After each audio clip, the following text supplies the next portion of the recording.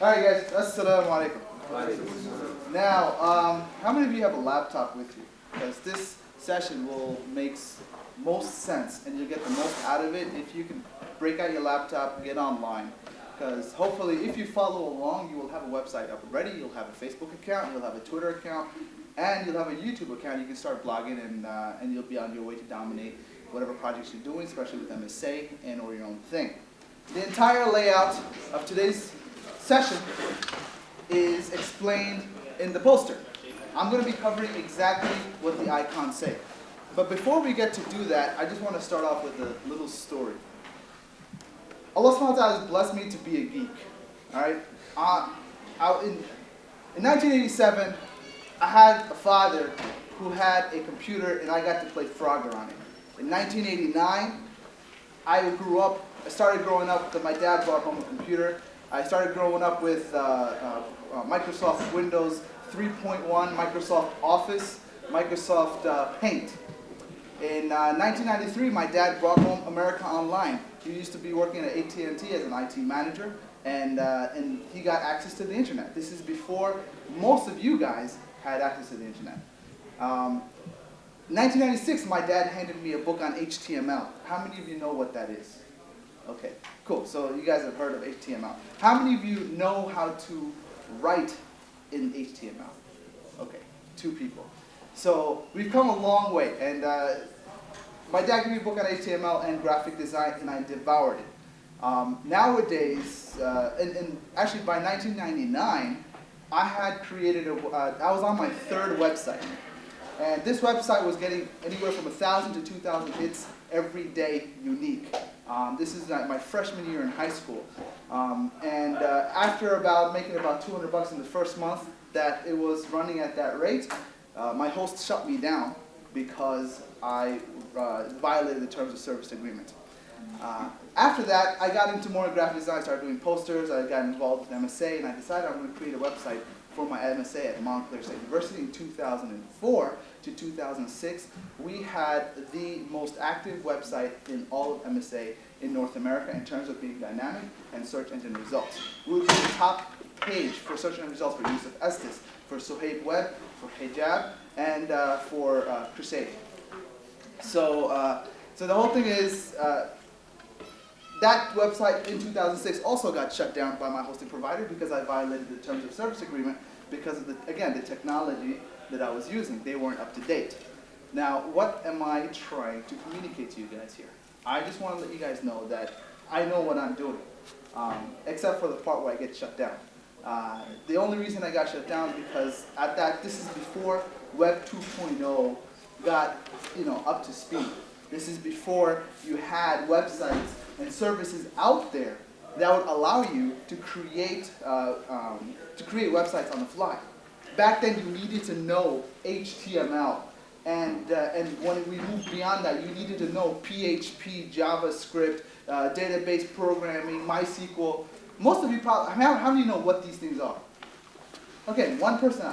Most of you guys don't even know what I'm talking about, which is okay. You don't need to know it. That's what's great about living in today. That's why you guys are really blessed to be in a time where you can be up and running and start communicating with the whole world, literally, in a matter of minutes. All right? I'm going to be explaining to you the process that I used and I believe is the best way to get started, to get moving. After the website that I started for my Montclair MSA got shut down, and I decided to never go back to that host, I started up a new host. I set it up so that the upcoming guys could just maintain it, and I moved on to my own thing. And I started my own company, Leaf Town Films, and as a result of that, through my work of using videos, one of my clients at the Mullen Institute, they've gotten over 1 million views of the videos that I have created for them. That's just online. Offline, on satellite television, their videos have been viewed with over 2 million subscribers. On top of that, I've had another client by the name of Bayna. We actually launched a social media campaign. I was brought on by Member Media, my wife's company, and we actually launched a social media campaign to launch one of their first classes, and to this date, the two-hour video that was used to propagate that has over 50,000 views. So I'm just letting you know that video, media, websites, social media, social networking, works. And it really gets you out there. I actually am taking now that to the next level where I'm working on actually putting together a feature film to get these, to actually move forward with my own hopes and dreams, and I can actually start making Hollywood movies. But that's in the future. I'm here for you guys today. I'm trying to basically relate to you the processes and the principles that you can use with the technologies that are available today. Just want to lay out the tools I'm about to explain to you. They're just tools. These tools will change over time. And let me start off with the first tool. How many of you heard of WordPress? Okay. WordPress is a blogging tool. It's also a tool that allows you to create a website like that. When I first started, I didn't start with WordPress. Actually, WordPress was a piece of junk in 2006. I started with Blogger. You could start with Blogger, but I don't recommend it. So basically, WordPress.com. Remember this website.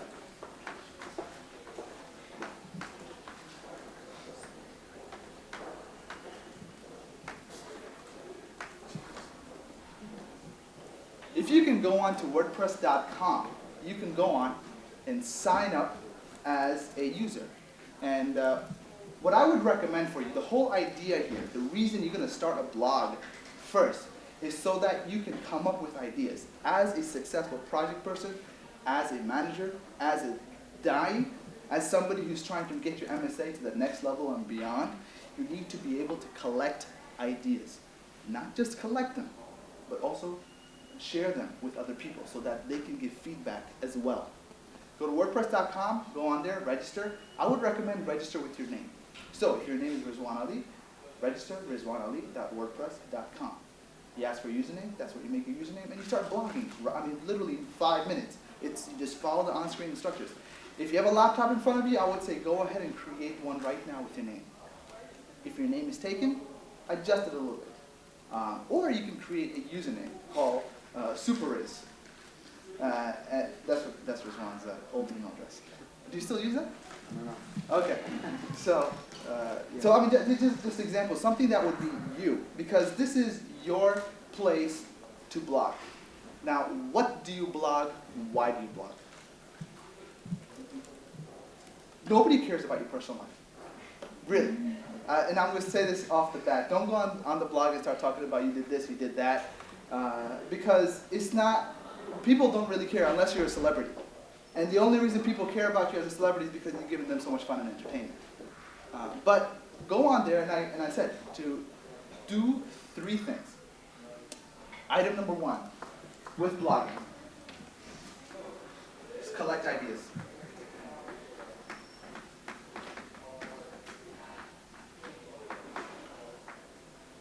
Right? That's item number 1. How many of you always have a cool idea every day? Something that you may want to do. I want to go bungee jumping off the Empire State Building. That's one idea. I want to climb to the top of the pyramids. That's another idea. Okay? Let's do a picnic for the MSA. That's another idea. Ideas are a dime a dozen. You just need to be able to collect them because you remember it now, forget it later. The second thing you use blogging for is to record your goals and see your progress.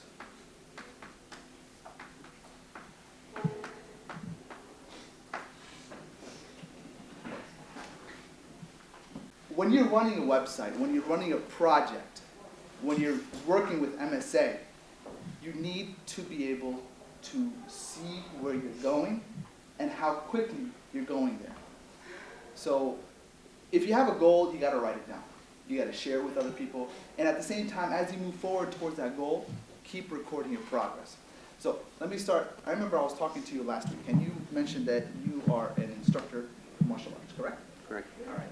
So, and the reason I'm picking you is because you have your laptop, and I think you'll benefit the most out of most of the other people here. So, as an instructor for martial arts, when you work with your students, do you set goals for your students? Do you see, like, okay, in about a month's time, I want them to be here? And you always do that, right? Yeah. Okay. Now, do you also set goals for yourself and your instruction enterprise? Yes. Okay. How often do you share them with other people? Once a week. Once a week. Okay, that's awesome. Now, do you share them with like people who are also into martial arts and also are maybe are teaching or run their own school or aspire to run their school?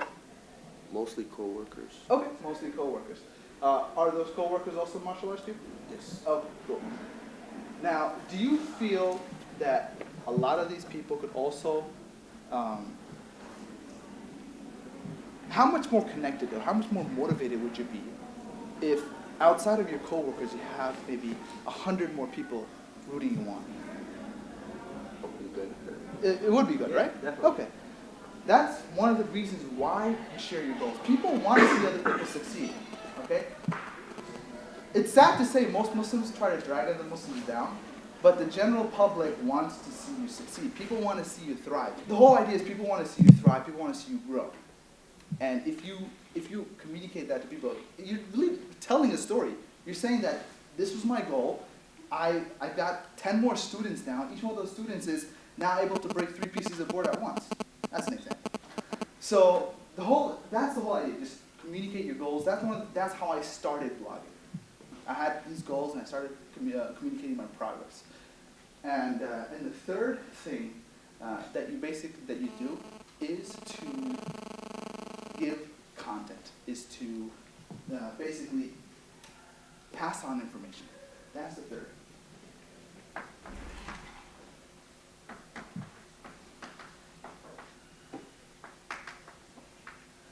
Now, that is what drives traffic to your website.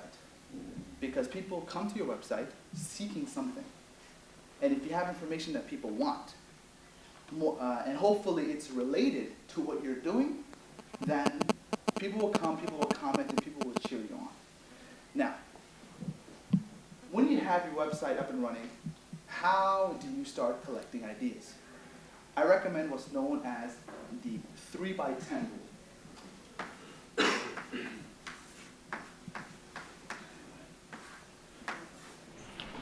All right, 3x10 rule. How many of you actually write down your ideas that you get?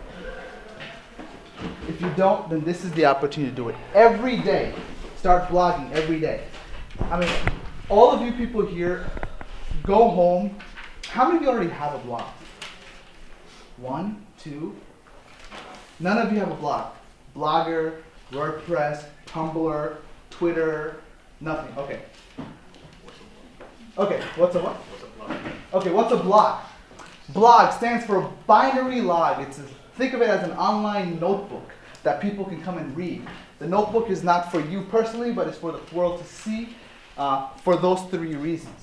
Okay? You go online, you open up a blog. As I said, WordPress is a blog. It's also a website tool, the most robust. Use that. There are others. There's Tumblr. There's Blogger. Use WordPress. On there, every day, start posting 3 ideas that come to your mind that you want to do. So let's say you're part of Rutgers MSA, all right? And you want to move the Dawah with Rutgers MSA further. Come up with 3 ideas that would help reach out to other people. We talked about ideas last week. One of those ideas was to start an event with a fraternity, okay, with one of the top 3 fraternities in Rutgers University, so that you can reach out to other people. That's one idea. Okay. Another idea: let's do a soup kitchen to bring in all the poor people that are around Newark, and at the same time, teach them about Dawah and teach them about Islam. Or maybe you want to invite, because there's so many Muslims around Rutgers that are poor, you want to invite them to the soup kitchen. That's 3 ideas right there. Every day you want to write down 3 ideas for 10 days straight. By the end of those 10 days, you will have a total of 30 ideas. Now, what do you do with 30 ideas in a little over a week? You filter it. You make sure that you select the ideas that are most appropriate. I did this before starting leechon.com. After the MSA site got shut down, I did a few flyers. I got really bored. I didn't know what to do anymore. So I went through a coaching period, and this is the activity that I did. And when you do the 30 ideas, the way you filter it is you run it through a Venn diagram. For those of you who don't know what a Venn diagram is, those three circles that overlap. For each idea, what are you looking for? The first factor that you're looking for is, will what you're doing, will it be fun for you? Okay, that's the first thing. Will it be fun for you? And if you can go beyond that, do you have a passion for it also? Okay, that's the first circle. The second circle, all right, is it beneficial?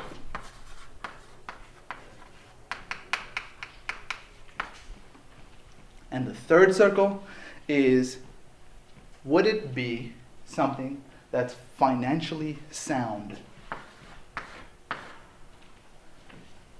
So people talk about, let's create a community center, all right? But the thing is that a financially sound project? I don't know. How would you know? You have to do some research. So right away, that would probably not go on your list. You may want to keep it on your list if right away it's something that you have total passion for and you really want to create a community center. Some of the ideas that I had when I was going through this stuff was, let's start street fights and record them put them on video, okay? Now, would that be fun? Yeah. Could I possibly make some money off of it? Yeah. Would it be really beneficial? I don't think so. But it would make for great entertainment. And there are actually people who do that. They're online. You have actually some UFC fighters. That's how they market themselves. For them, it turns out to be financially beneficial. And for them, it turns out to be beneficial because they get to practice their techniques. Although I don't think it says much about their character. So, I mean, that's just an idea. Out of the 30 ideas, actually I ended up with 32. Because some days I had more ideas than normal. So I ended up with 32 ideas, out of which only 3 made it to the top. That made it through this filter list. I don't remember what number 3 was, but number 1 was make a movie, number 2 was teach people how to make movies. So number 1 I accomplished in 30 days. I created a short lecture video with a short film in front of it called The Strangers. I don't know if anybody remember that, but that video to date has over 70,000 views. I released it in August of 2006 is when I put it online. On Google Video to this day, it has over 70,000 views. So, right there I ran it through this list, created the video, made it to be sold it. I benefited, a lot of people learned from it, and I had a lot of fun. And from the money, I went, actually paid for some of my Hajj. That year, 2007, I went for Hajj. So, that was the first thing I did. After I made my movie, I kind of got bored. I started making trailers and things like that. I got a contract with Al-Maghrib and a few other clients. Then I realized, let me fulfill my second thing. Let me teach people how to make videos. And I started MessageMastery.com, which in itself started as a means of teaching people how to make videos, and it actually progressed into teaching video and marketing. So that was just my thing, something that I did, and I actually made it into something that I do almost more than full time. So I'm just letting you know the power of something like this. It's worked for me, and I honestly believe that it can work for you. And I would say start off doing this for an organization that you are part of. They will love you for it, because not only will you be working with them, but you're going to have fun during the process of doing it. So I would say right now, spend the next 5 minutes just coming up with 10 ideas that you can just put down on paper. Just don't even worry about what it is. Just spend the 5 minutes coming up with ideas and putting it down. And then after that, after you write down all 10 ideas, put it through the filter list. If none of them make it through the filter, that's okay. But just do it now. Why are we doing this? Why are we starting a blog? Okay. The first point for starting this blog is so that you can generate ideas. And the reason you generate ideas is so that you can start growing your Dawah project or your own business. And the whole thing is you're here, you're part of MSA. One of the things, you come to MSA, you want to benefit Islam, you want to spread the deen. That's why you're doing it, so that you can come up with ideas, so that you can come up with ways to communicate with more people in a more efficient manner. The whole objective of this workshop, so you can start your Facebook, your Twitter, your YouTube, and all that other stuff, all these blogs and things like that, is so that you can systemize things. Just imagine You send a 140 text message from your cell phone, and it reaches 2,500 people instantly. Okay? That's the power of these systems when used in unison. Blogs, that's one system. You have to use blogs if you want to be able to reach people. That's one of the systems. YouTube videos, okay? Twitter videos. That's another system. Everybody here has a cell phone that could do some sort of video, right? Who here does not have a cell phone that can't do any video? Okay, one person. Everybody else does. I'm sure in about a year's time, you're going to upgrade to an awesome phone because that's how technology is progressing. Everybody's being forced to move in that direction because that is the standard. So just imagine that. And again, put up a video, 2,500 people see it right away, okay? Or 25 people you say no. I'm not saying, are you shaking your head because no, or are you shaking? Oh, your ear hurts, okay. In case anybody is thinking, no, that's not possible. We're not just talking about one video system. We're talking about YouTube. We're talking about Twitter video. We're talking about Facebook video. All these things combined in one, and all these traffic just going together because of something that you put out. This is the power of communication, being able to reach people. And at the same time, understanding what people want to talk about. Last week, we talked about this.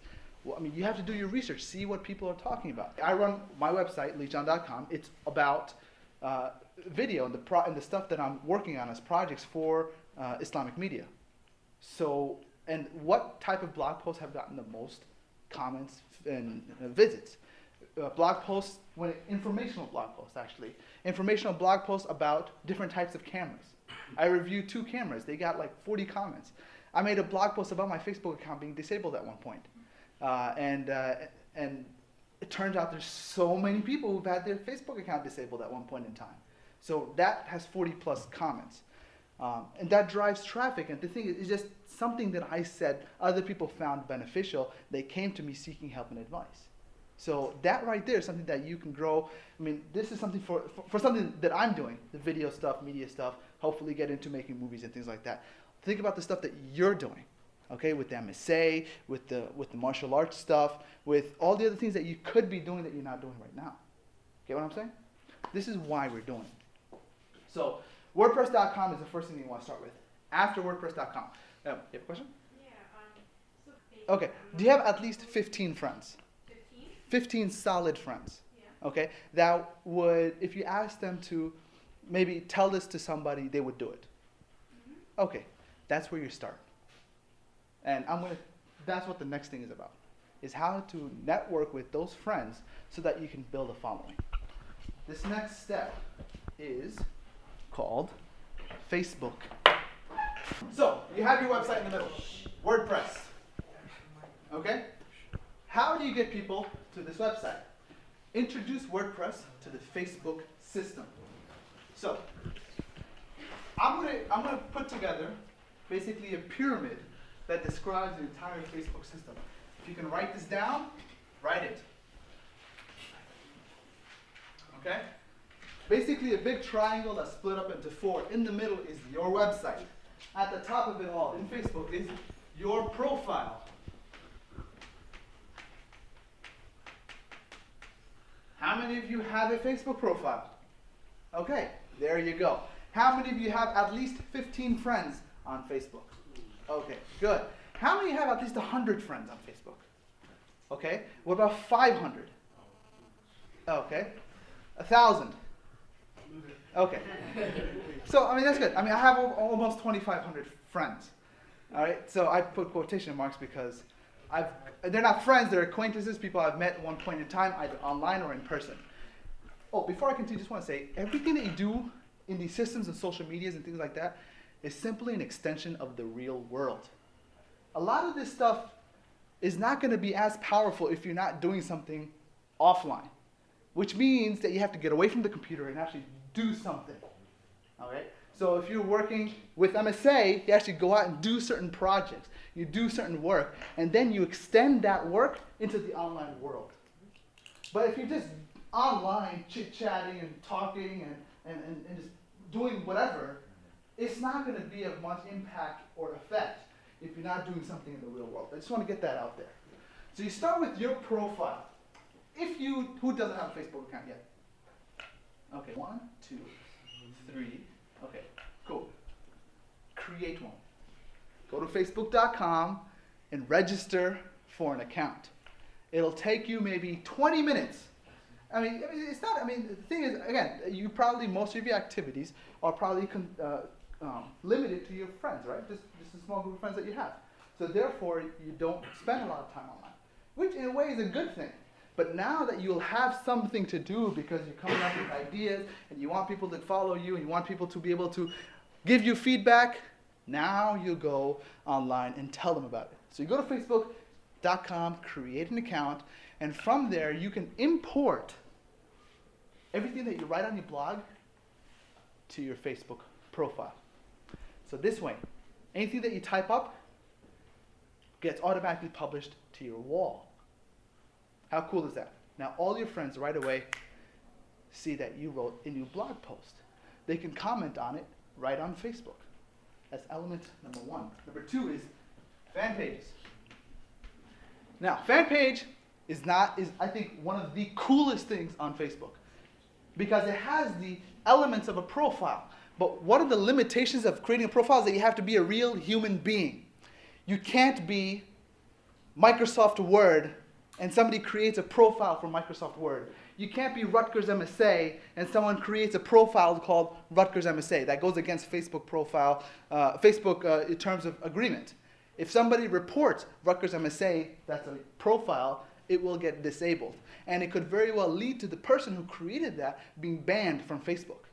You don't want that, okay? What do? You create a fan page called Rutgers MSA. And you create a fan page for every single project that Rutgers MSA is involved in. You guys have Fastathon, correct? Okay, so you do Rutgers MSA Fastathon, Facebook page. Or you just create a general, is there a Fastathon Facebook page currently? No? Maybe you want to create one, you want to make that the standard for all MSAs. Just an idea, just an idea. What is a fan page? What can you do? Again, it's an extension of what you're doing offline. So let's say you're doing a Fastathon. How many of you have been to a Fastathon? Okay. How many of you have been to an MSA event in general? All right, cool. So let's say there's a series of MSA events, taking Fastathon as an example. There's activities that take place. There's, you guys are giving out food. You guys are setting up things. You guys are meeting with people who will be speaking. So those people, and you're going to be, not only that, you're going to be mingling with your friends. As a result of that, there's going to be people who have cell phones, they're going to pull it out and they can go, and that will automatically go up on Facebook. Now, what happens when those pictures go on people's Facebook profiles? You tag, yo, that was Samir. And the whole thing is people, it's a means of communicating. It's a means of communicating, it's a means of getting yourself seen and bringing traffic to your profile. With a fan page, if you are the organizer of that Fastathon, you can take pictures and you can upload it to your fan page. But you're not a human being. You're a event. You're a organization. And again, you can tag people, and those people go to that fan page. If that fan page is connected to, let's say, the Rutgers MSA WordPress blog, does Rutgers have a blog? Yes. It does. Okay. Is it what is it? WordPress blogger? What is it? It's a WordPress. Okay, cool. So you guys already have a blog. Okay. Most of the stuff that you guys put out there is what? Just information about an event, Yeah. right? Outside of that, is there anything else you put on the blog? What about, does Rutgers MSA have any goals? It does? Would it be a good idea to post those goals on that blog maybe every once a month? Or at least every semester? It makes sense, right? So, and people actually come there. And if you on the Rutgers MSA fan page, you start posting up pictures, official Rutgers MSA pictures, people may go back to the WordPress blog for information. When you guys create an event page, which is another element. Actually, I may make this an extension. Event page is, I think, the greatest invention. You tell people, yo, there's going to be a party. Everybody says, yes, I'm coming. No, I'm not coming. I may be coming. Okay? This is a great way to know, if people are coming or not. And at the same time, you can attach pictures, and you can relay it back to your page or profile or Facebook or WordPress, and people go to it. The second part is groups. If you go on Facebook, do not create a group that says Rutgers MSA. Because Rutgers MSA is not a discussion topic. Palestinian occupation, that's a discussion topic. So you can have fun. I'm sure there's plenty of groups out there already that address this issue and people are already talking. One of the ways is to have activity on those groups. Activity here, activity here, activity here, activity here leads to traffic going here. This is the Facebook system. If you really want to drive this,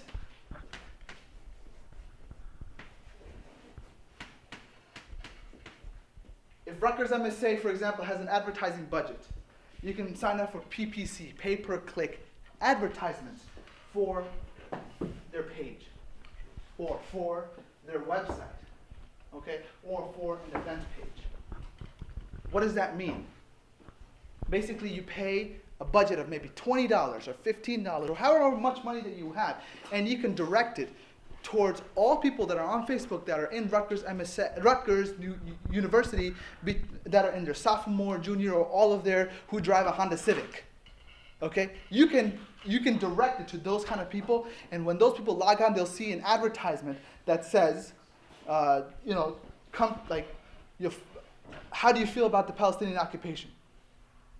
Just an idea. That will drive traffic to this, or this. And again, that will drive traffic back to that and that. That's the whole idea, is to get that traffic flowing, get those people talking, and have that activity that you're doing offline be extended online and build that following, get those feedbacks and get those people talking and get those people supporting you, and you grow. That is Facebook. Now, I want to quickly get to Twitter. Twitter is another factor. So you have WordPress, you have Twitter. Twitter is a micro blog. The whole point, Twitter was created by the people who did Blogger. Familiar with Blogger? Yes? Okay. These guys said, you know what? We're moving towards mobile technologies. We're going to have cell phones. People will be able to text people with cell phones. They're texting 5,000 text messages a day. Some people are. What does this mean? That's so much content. How much can you say in 140 words? You can probably say a lot. You can say, just think about it. Newspaper headlines.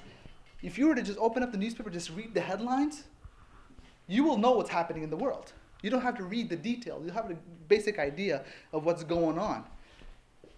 Imagine this. This is a microblog. Basically, in 140 characters, you're giving information, you're giving content. You're being yourself.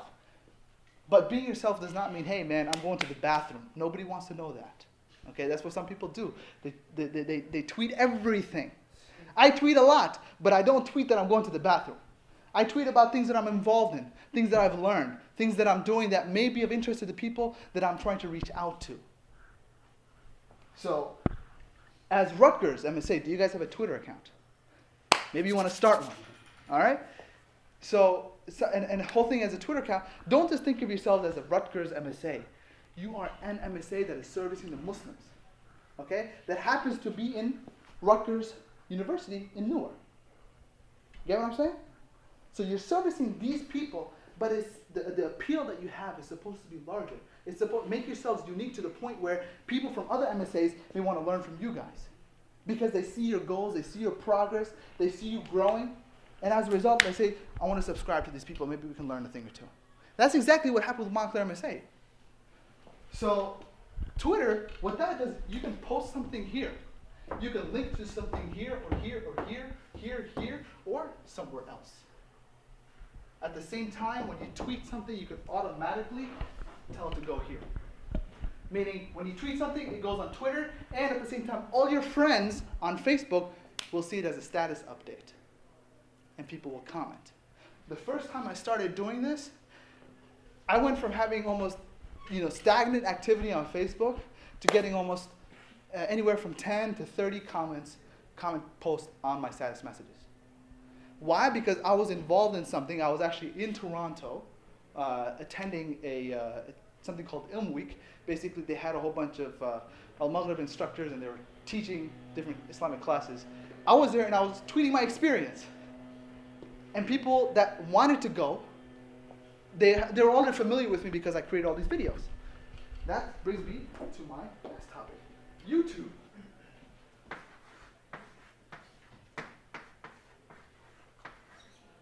Video, the most effective way to communicate with people because it's visual, it's auditory, at least 2 senses. It's not just reading.